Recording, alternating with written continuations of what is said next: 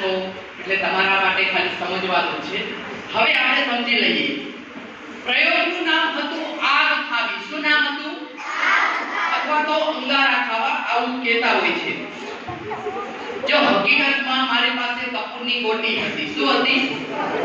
કપૂરની ગોટીને સળગાવી અને જ્યારે મેં મારી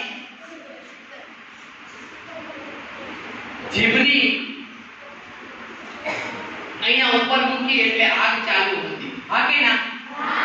પણ આગ ચાલુ હોવાનું કારણ એક જ છે કે મારું મોં ખુલ્લું હતું એટલે હવામાં રહેલો ઓક્સિજન આગને મળતો હતો અને એના હિસાબે તમને આગ પ્રજ્વલિત કે ચાલુ દેખાતી હતી. પણ જ્યારે મેં મારું મોં બંધ કરી દીધું એટલે હવામાં રહેલો ઓક્સિજન મળવાનો બંધ થઈ ગયો અને બંધ થઈ જવાના કારણે આગ બંધ થઈ ગઈ. અને આવા લોકો એવું કે અમારી દિવ્ય શક્તિ, સાધના અને તાકાતથી અમે આગ થઈએ છીએ, અમને કઈ થતું.